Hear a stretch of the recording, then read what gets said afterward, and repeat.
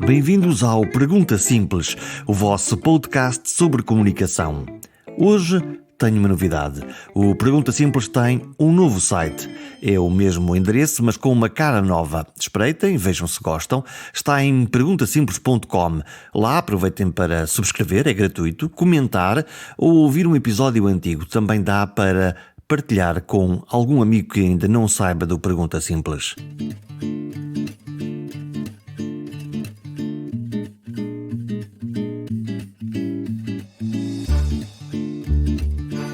Para que serve a reputação? Ter uma boa reputação. Todo este episódio anda à volta desta ideia central. A convidada, Carla Guedes, é uma experiente comunicadora que decidiu escrever um livro sobre as suas percepções deste mundo da comunicação. O livro chama-se Insights da Comunicação. São textos de reflexão sobre vários temas e a reputação é provavelmente o tema central. Reputação como resultado de várias ações de comunicação e relações públicas. Mas não basta anunciar aos quatro ventos que somos merecedores da boa opinião pública ou da boa opinião dos nossos clientes. Há que merecer confiança. E a confiança é a moeda intangível que melhora a percepção dos outros sobre nós. Quis saber desde logo como é que uma especialista em reputação cuida da sua própria reputação. Aí está uma boa questão. Como é que eu cuido da minha reputação? Olha, sendo verdadeira, sendo genuína e continuando a pôr muito enfoque naquilo que eu adoro fazer e que ainda me vibra e com o qual eu consigo ainda vibrar ao fim de quase 30 anos de profissão, que é esta paixão pela comunicação e pelo tema da reputação. E sempre que tenho vontade de deitar cá para fora qualquer coisa quando escrevê-lo às vezes, sabes que eu às vezes tenho que ter algum cuidado, porque eu costumo dizer que tenho o coração muito perto da boca e tenho que limar um bocadinho as coisas, mas escrevo sempre com paixão e com o coração e sendo muito verdadeira com aquilo que eu penso realmente e com a forma como sinto as coisas, por um lado. Por outro lado, fruto da minha experiência profissional, dando conta disso mesmo com factos, com exemplos, etc. É um pouco por aí. Como é que, quando estamos a falar de alguém que tem o coração na boca, eu imagino que trabalhar com um alguém, para quem possa trabalhar, que tenha o coração na boca, lhe ponha tantas vezes o coração nas mãos, ou não? Também. Mas é preciso dosear isso e lá está, a experiência também nos ajuda a dosear um bocadinho isso, a termos algum bom senso, a gerir as coisas. Às vezes é preciso parar, respirar fundo, parar e colocar, incentivar as pessoas que estão à nossa volta, fazendo-as pensar um bocadinho sobre aquilo que está a acontecer e chamando-as um bocadinho à razão, mas de forma produtiva, ou seja, formando e informando. Como é que se tem esse diálogo com alguém que, por um lado, é alguém que é nosso cliente ou nosso chefe e num momento de sangue quente, como é que se consegue temperar isso e explicar que tudo aquilo que se puder dizer numa determinada altura pode ter um efeito, ou vai ter um efeito, mas pode ter um efeito catastrófico na reputação da organização ou da marca? Com exemplos, com boas práticas. Ou seja, lá está, informar e formar. Se eu conseguir transmitir ao meu cliente, ao meu parceiro, ao meu chefe, através de um caso muito semelhante, os resultados que aquilo teve, talvez ele vá perceber que aquilo que eu estou a dizer faz sentido e que eu tenho razão. Portanto, tem que ser com muita pedagogia e pronto, com informação e com exemplos concretos. A questão da reputação E é... com muita persistência, porque nós temos vindo a ver no plano público e no plano político, recentemente, vários casos de má comunicação, e má comunicação é quando não se consegue escolher as palavras certas ou as mensagens corretas nos tempos certos que possam depois ter como consequência a ação que nós queremos. Não a mudança comportamental, porque isso é uma coisa que leva muito tempo a acontecer, mas o comunicar mal tem sido um bocado panaceia dos últimos tempos que temos estado a viver, fruto até da novidade e do desconhecido que estamos todos a viver. Mas tem que ser com as mensagens corretas no momento-chave, explicar que o porta-voz tem que estar bem preparado, não pode haver quatro porta-vozes ou 5 para um mesmo assunto. Não se pode querer passar 5 ideias porque o nosso target não as vai ter. Enfim, todos esses conselhos têm que ser transmitidos. Quer dizer que em tempos de crise como agora, essa flutuação de mensagens, essa flutuação de número de porta-vozes, muitas mensagens, está a conduzir a um efeito que não é positivo para que se consiga boa comunicação? Eu penso que sim. Acima de tudo, está a contribuir para uma falta de algum desnorte e uma falta de confiança nas instituições. E eu penso que daqui para a frente vamos começar a olhar para instituições como ONGs, decisores políticos, órgãos de comunicação social, governos. De outra forma, as pessoas vão ficar mais despertas para isso, vão começar a escrutinar de outra maneira, ou seja, está em causa a confiança. Portanto, vamos ser mais exigentes em relação à maneira como as organizações nos falam? Penso que sim, porque nós não podemos ter uma organização que à segunda-feira nos diz uma coisa, à quarta-feira outra e à sexta-feira outra. Mais uma vez, eu sublinho, claro que estamos todos a viver momentos únicos, momentos desconhecidos, ninguém tinha na gaveta um plano de crise para uma situação pandémica como esta que estamos a atravessar, mas há que ter algum bom senso e quando se comunica, estar preparado para isso, ou seja, comunicar de forma assertiva, com as palavras certas, já agora sem usar terminologia de guerra, como por exemplo, vamos para esta batalha, o inimigo não sei o quê, a esta guerra não sei o que mais, portanto, quer dizer, as pessoas já estão suficientemente assustadas, é preciso escolher as palavras e comunicar, como eu dizia, é informar e formar as pessoas e não arredar pé daí. Tem que ser muito assertivo e muito afirmativo. Por muito que isso não traga, digamos, votos ou a simpatia de quem nos está a ouvir, mas de outra forma, sem um plano estratégico muito bem delineado, não se consegue o resultado que se estipula à cabeça, não é? Não se conseguem, o efeito de ação-reação é nulo depois. Portanto, na sua opinião, há que manter estritas as mensagens, elas terem uma terminologia neutra e servirem sempre o fim para o qual nós pensamos a comunicação no momento em que a estamos a fazer. Exatamente, é um pouco por aí. E falar com afabilidade, sem que a nossa expressão corporal ou gestual ou o nosso rosto esteja quase a simular que estamos a querer bater em alguém, não é? Porque às vezes também vemos isso. Porque a comunicação não é só a verbal, é a verbal e a não verbal.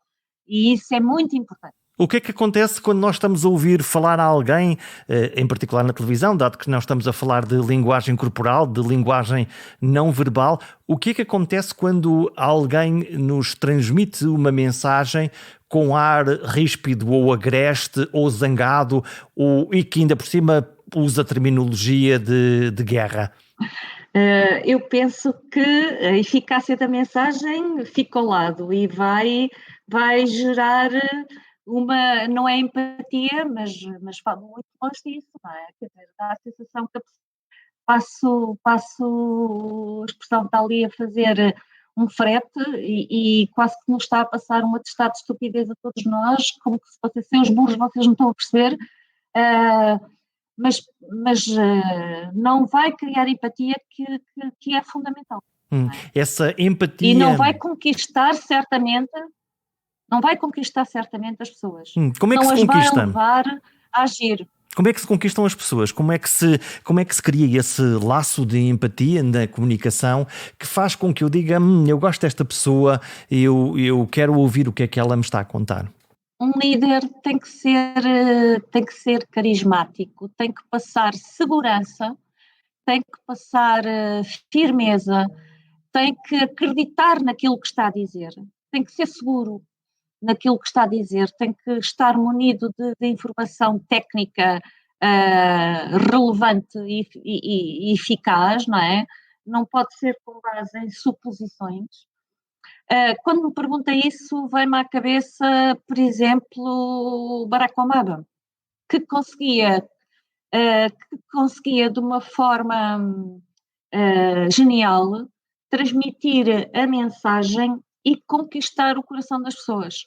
Ou seja, a linguagem verbal e não verbal andava associada na forma, na forma de olhar, no tom, na sua dicção, no tom como transmite as coisas, no conteúdo como daquilo que diz, nos gestos que utiliza. Uh, e isto, de facto, não é fácil, é complexo, mas há que ter algum bom senso também nesta matéria, quando se comunica com alguém. Falamos há pouco da questão da confiança como uma moeda muito relevante nesta coisa da comunicação e da reputação. Há uma receita para se conquistar a confiança dos outros? Eu acho que neste momento a confiança está intimamente ligada às lideranças. A confiança é a moeda, eu diria que é a moeda da nova economia, é a moeda do século XXI.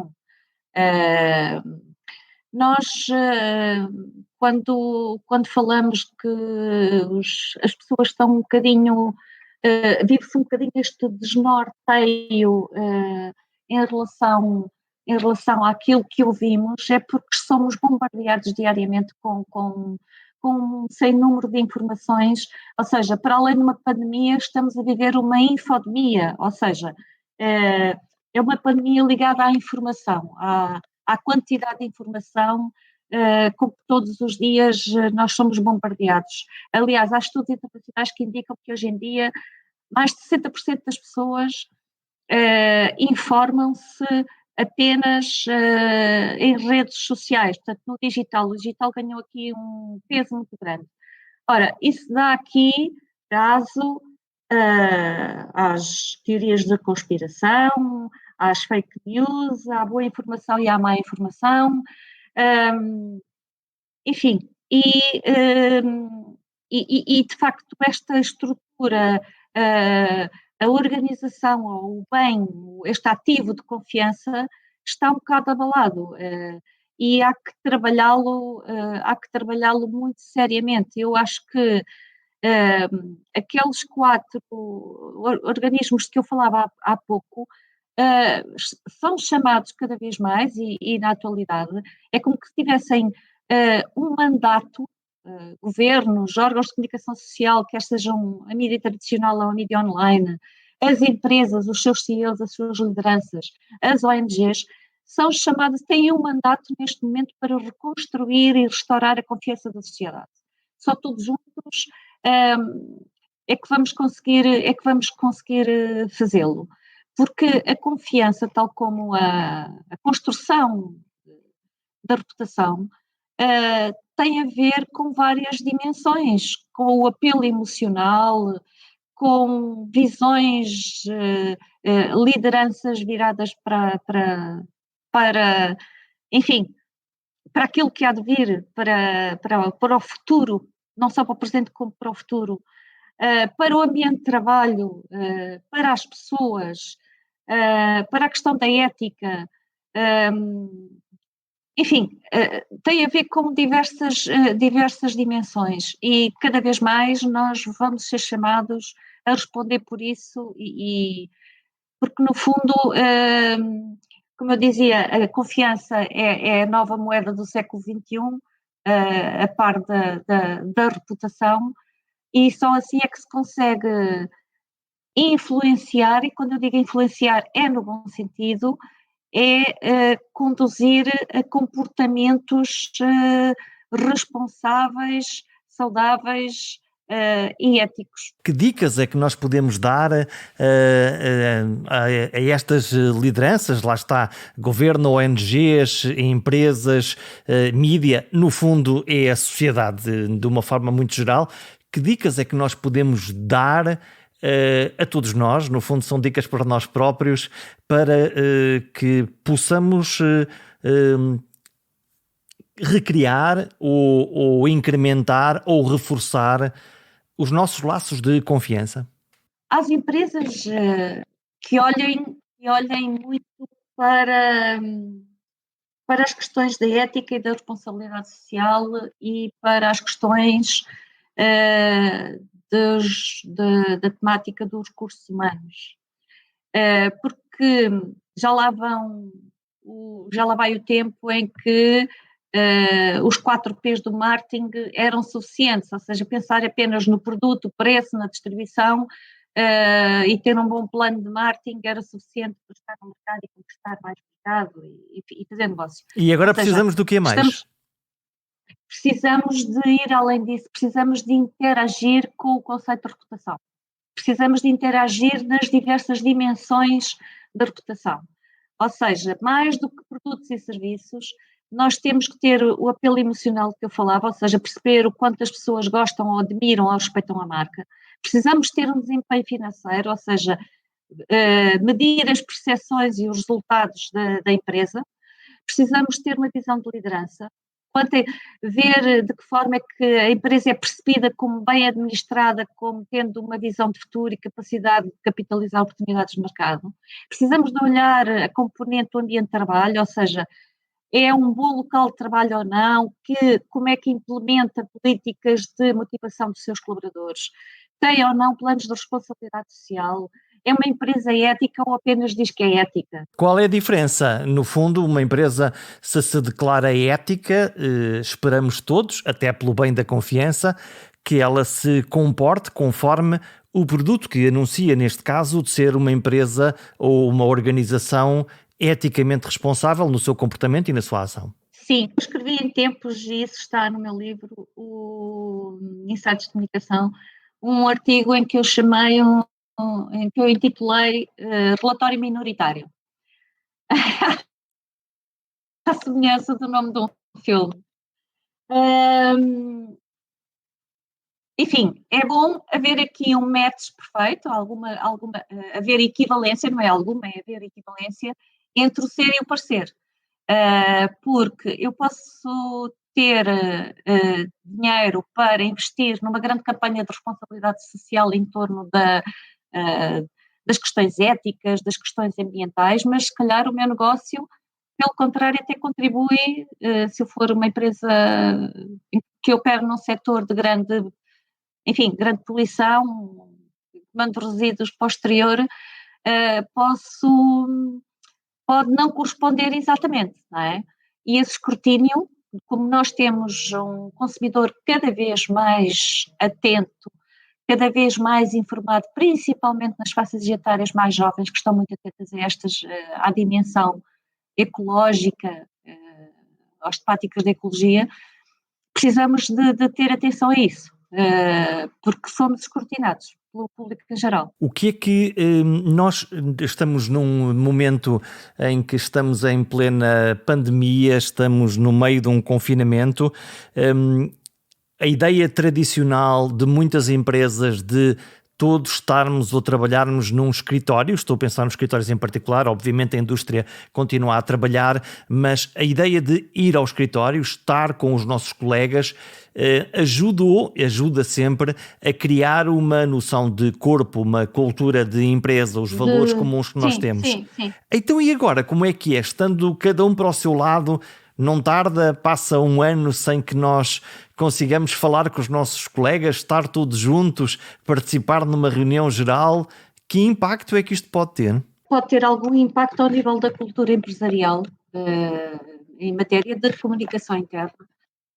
Aquilo que se tem vivido e os exemplos que eu tenho mais próximos de mim são, de facto, situações de teletrabalho em que com alguma regularidade, uma vez por semana, 2 vezes por semana, as pessoas vão de facto ao escritório. Tirando isso, as pessoas estão em contacto diário, neste novo normal, através das possibilidades que a tecnologia nos permite, reuniões de Teams e de Zooms e etc. Mas não é a mesma coisa, certamente que não é a mesma coisa, não é o mesmo que estarmos no corredor, que tomar um café, do que estarmos todos juntos à hora do almoço, estarmos em reuniões presenciais, ou seja, aqui eu diria que os departamentos de recursos humanos deveriam ter uma atenção redobrada para estas matérias e, e as direções, o topo da organização, os conselhos de administração, enfim, ter uma atenção também redobrada no sentido de dar um sinal aos colaboradores, de lhes falar com regularidade, com som e com imagem, seja um áudio, seja um vídeo, uma vez por mês, e dizer estamos aqui, estamos atentos, estamos preocupados com vocês, ou seja, podia ser contar uma história, mas haver um contacto próximo com as pessoas, por e-mail, na internet da empresa, no portal da empresa, porque é muito importante. As pessoas estão fechadas em casa e é importante interagir não só do ponto de vista profissional, como do ponto de vista pessoal, porque isto afeta psicologicamente também, não é? E, portanto, eu acho que a criação, a manutenção destes laços de alguma conectividade, a conectividade que está para além da tecnologia, que faz de nós seres humanos, não é? É fundamental, para não se perder esse espírito de pertença em relação à empresa onde trabalhamos. O que é a comunicação em particular e os departamentos de comunicação podem fazer para ajudar nessa caminhada, para ajudar a que se mantenha esse espírito de corpo, esse orgulho, no fundo, de pertencer a uma mesma organização? É um bocadinho ter o plano de comunicação preparado com diversos momentos de comunicação, passo a repetição, com as pessoas, através de e-mails, através de newsletters, através de comunicados internos, através de informações sobre o plano de contingência da empresa e linhas de apoio que existam até para apoio psicológico, ou seja, uma informação com alguma regularidade, para dar conta de que estamos aqui. E não só, e comunicar outras coisas que estão a acontecer na empresa. A empresa está a trabalhar neste projeto ou conseguiu um contrato aqui, ou seja, dentro do novo normal, tentar manter alguma normalidade nos conteúdos que se vão veiculando. Para que a pessoa não sinta, agora estou aqui em casa, eu estou completamente a leste daquilo que se está a passar, o que é que se está a passar lá, como é que a empresa está, como é que está o negócio, será que me vão dispensar, será que vou entrar em layout, será que me vão despedir, quer dizer, há que estar em contacto e informar, e dar uma palavra de dar alguma atenção, algum carinho. Falamos já por momentos na questão das lideranças e eu cito o livro que é público, que é um conjunto de textos que escreveu ao longo dos anos. Os novos líderes têm que ter soft skills, serem transparentes, autênticos, apresentar um pensamento estratégico e os do futuro serão visionários, inspiradores, mobilizadores. É muito difícil ser líder da maneira como descreve. Eu sei que é muito difícil ser líder. Aliás, é uma tarefa às vezes ou muitas vezes solitária, principalmente nos momentos de decisão, não é? Nos momentos da tomada de decisão é uma tarefa solitária. Mas eu dou aqui um exemplo de, por exemplo, a Edelman, uma empresa uma empresa bastante conhecida internacionalmente, norte-americana, que costuma fazer todos os anos um barómetro de medição de confiança junto de líderes e, de facto, perante a situação que estamos a viver e que vivemos em determinados países, em vários países, veja-se a questão do Brexit, a questão das eleições nos Estados Unidos, a questão das vacinas, a questão da polémica com a China, etc. Chegou aqui à conclusão de que se até 2020 a preocupação das pessoas era a perda de empregos para a mobilidade e a automação, ou seja, para a tecnologia, hoje em dia a preocupação das pessoas é pelas vidas que se perderam, entretanto, nesta pandemia, pelo desemprego que está aí a bater à porta, que, segundo alguns especialistas dizem, que ronda ou está perto é o equivalente à Grande Depressão, não é? Portanto, vivemos, de facto, uma erosão de confiança muito grande. E de facto, é pedido que os líderes, mais do que serem líderes, ou seja, bons tecnicamente, têm que ser bons do ponto de vista de injetar dopamina nas pessoas e de alguma forma fazê-las sentir diferentes e únicas, dizer que o contributo de cada um é muito importante para o resultado do todo. Tem que ser lideranças inteligentes. Ou seja, a dopamina e a serotonina têm que ser trabalhadas aqui com alguma inteligência e com algum dom. A confiança nas equipas é fundamental. É fundamental ainda mais numa situação em que, de facto, o teletrabalho veio para ficar e se calhar vamos conhecer novas formas de trabalhar nos escritórios, enfim, há que apostar muito nas capacidades das pessoas, porque as pessoas, quando bem motivadas, conseguem dar a volta por cima, conseguem surpreender e apresentar ideias brilhantes e conseguem inovar.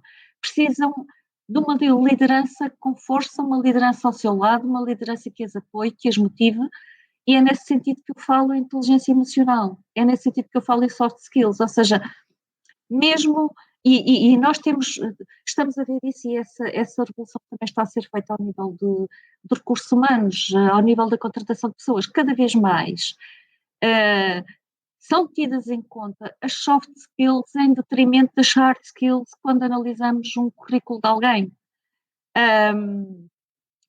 Ou seja, a capacidade relacional é mais do que nunca crucial para envolver colaboradores com o propósito da organização e com os objetivos da organização. E, portanto, o líder tem que ter muitas coisas, mas acima de tudo tem que ser um bom psicólogo, tem que ser um gestor, mas tem que estar ao lado dos seus colaboradores, tem que saber motivá-los, tem que saber espicaçar, lançar o desafio, ok? Corrigir quando for necessário, mas premiar quando é necessário e nem sempre se ouve isso do premiar e dizer epá, é o colaborador do mês ou é o colaborador da semana ou este colaborador merece ser distinguido, ou, enfim. E aí nem sempre os departamentos de comunicação são ouvidos nessa matéria. A propósito disso, se me permite, gostaria de deixar aqui uma nota que é a seguinte. A propósito de se ouvir os departamentos de comunicação e os conselhos da comunicação. Eu, há 20 anos, se não foi há 20, foi sensivelmente há 18, eu trabalhei numa empresa de comunicação de alinhamento internacional em que, para a preparação do plano estratégico, o plano de negócio para o ano seguinte, reuniam, estou a falar de marcas como marcas internacionais, grandes empresas, passa publicidade, mas uma McDonald's, uma Siemens, uma Visa, essas empresas não faziam o plano estratégico de negócio nem o desenhavam sem sentar à mesma mesa o advogado, um elemento do Conselho de Administração, um elemento dos recursos humanos, o diretor financeiro, o responsável de marketing e o responsável de comunicação. Então, e o que é que a pessoa da comunicação pode oferecer para tão grandioso plano? Isto para dizer que é importante a multidisciplinaridade. Ou seja, eu pergunto em quantas empresas portuguesas nós temos a comunicação com assento nos conselhos de administração. E isso é importante por aqui. A comunicação normalmente é um departamento nas empresas ou nas organizações grandes, não é preciso ser só nas empresas. Há normalmente departamentos robustos, pelo menos com pessoas altamente qualificadas. Porque é que elas têm que estar nesse centro de decisão num mundo em que cada vez mais se fala do fim dos estilos, do fim das hierarquias? Porque é que está a colocar a comunicação dentro do departamento ou do cérebro da organização enquanto tomada de posição e de decisão da organização? A comunicação pode ajudar a ver situações que estão para além dos números, não é? Estamos a falar de sensibilizar para questões que são vistas como intangíveis, mas que não são intangíveis. São intangíveis, às vezes, aos olhos de um diretor financeiro, mas é um asset muito importante para o resultado financeiro da organização. Porque uma organização que é confiável, ela vai perdurar no tempo e vai perdurar no mercado. Se não for, não vai. A comunicação como pilar estratégico ou apenas como serviço dentro das organizações? A resposta é simples. Quanto valorizas tu a tua reputação? É crítica ou apenas simpático ser visto aos olhos dos outros? O debate é longo e nem sempre tem um caminho firme, ora para um lado, ora para o outro, porque, afinal, todos sabemos comunicar, o que é absolutamente verdade. E comunicar bem depende menos de quem fala e muito mais de quem ouve. Se eu for mal percebido, por exemplo, nestas linhas, só há um culpado, que sou eu. Tentamos para a semana?